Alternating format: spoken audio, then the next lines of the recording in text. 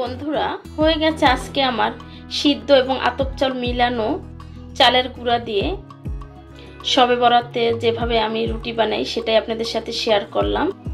শবে বরাত মানেই হালুয়া রুটি, আর আমি আপনাদের জন্য আজকে সেটাই নিয়ে এসেছি। শবে বরাতের দিন হালুয়া রুটি রেসিপি নিয়ে হাজির হলাম। বিসমিল্লাহির রহমানির রহিম। আসসালামু আলাইকুম বন্ধুরা, কেমন আছেন? আশা করি ভালো আছেন। আমিও ভালো আছি। দেশ এবং দেশের বাইরে থেকে যারাই আমার এই ভিডিওটা দেখতেছেন তাদেরকে আমার রান্নাঘরে স্বাগতম। দেখতেই পাচ্ছেন শবে বরাতে নিয়ে এসেছি রুটি হালুয়া রেসিপি। আজকে আমার রুটি হালুয়া রেসিপিটা আপনাদের কাছে কেমন লেগেছে অবশ্যই কমেন্টে জানাবেন। আর আমরা বাঙালি, আমরা এরকম রুটি হালুয়া শবে বরাতের দিন সবাই পছন্দ করি, বা এভাবে বানিয়ে রিলেটিভ বা গরিবদের মাঝে বিলিয়ে দেই। দেখে নেওয়া যাক উপকরণগুলো।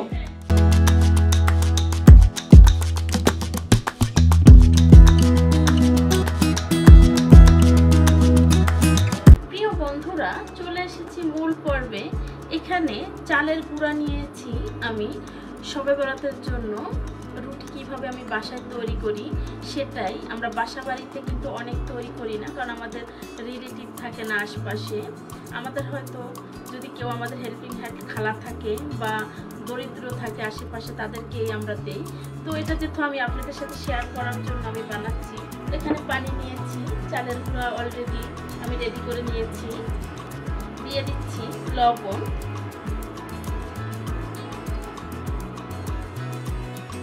পানিটা অলরেডি গরম হয়ে গেছে।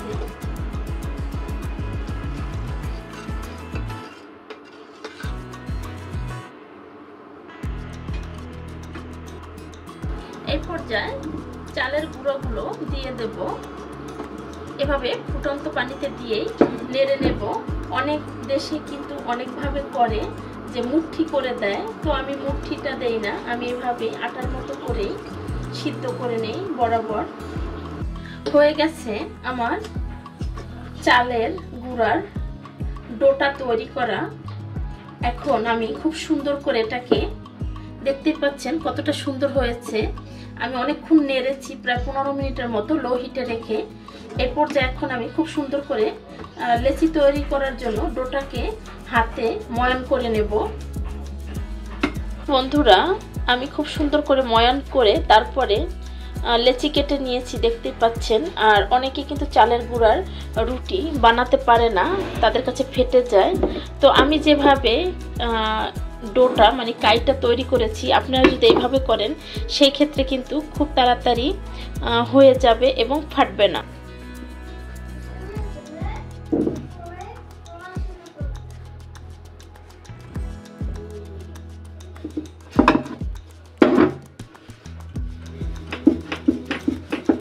দেখবেন আমার কিন্তু একটা রুটিও কিন্তু ফাটবে না। আর এটা চেষ্টা করতে হবে গরম গরম রুটিটা বেলে ফেলার। যদি আমরা ঠান্ডা করে ফেলি সেই ক্ষেত্রে কিন্তু রুটিটা ফেটে যাবে। আর চালের রুটি আবার একদমই যে ফাটবে না তা না, একটু তো অবশ্যই ফাটবে। সেটা ভাজার সময় হলো ফাটবে বা বেলার সময় হলো কিন্তু ফাটবে। হয়ে গেছে। এখন যে আমি অতিরিক্ত যে চালের গুঁড়োটা দিয়েছি সেটা এভাবে করে ফেলে দেব।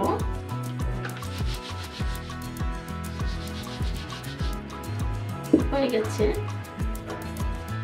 আমি আরো একটা বানিয়ে নিচ্ছি।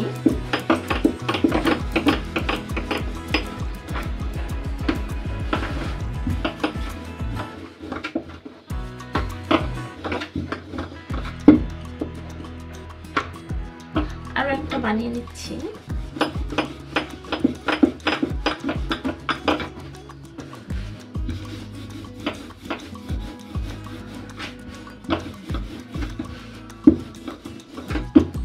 বেশি পাতলা করতে গেলে একটু ফেটে যেতে চায়, কিন্তু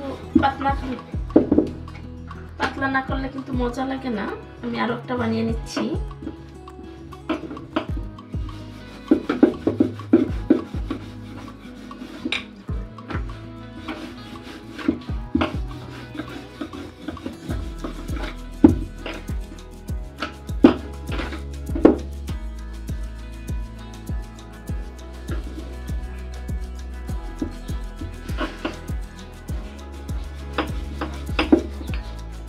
হয়ে গেছে বন্ধুরা, এখন আমি ভাজা শুরু করব।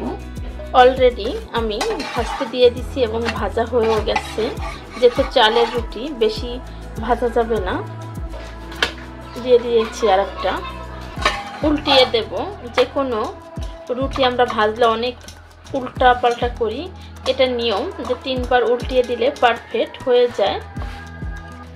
হয়ে গেছে। আরও একটা দিয়ে দিয়েছি। তো প্রিয় বন্ধুরা, আপনাদেরকে বলা হয় নাই, আমি যে ঘরে যে ভাতের চালটা খাই সিদ্ধ চাল, সেই চাল আর আতপ চাল আমি কিন্তু এখানে ভাঙিয়ে তারপর রুটিটা তৈরি করেছি, যার জন্য কিন্তু ধবধবা সাদা আসে নাই আমার রুটিগুলো, যেহেতু সিদ্ধ চালের মিক্স আছে আতপ চালের সাথে। তো হয়ে গেছে আজকে আমার শবে বরাতের সিদ্ধ এবং ভাতের চালের মিক্স আটা দিয়ে রুটি বানানোর রেসিপিটা। আজকের রেসিপি আমার এই পর্যন্তই। দেখা হবে নতুন কোনো রেসিপি নিয়ে। সেই পর্যন্ত ভালো থাকবেন, সুস্থ থাকবেন। আসসালামু আলাইকুম, আল্লাহ হাফেজ।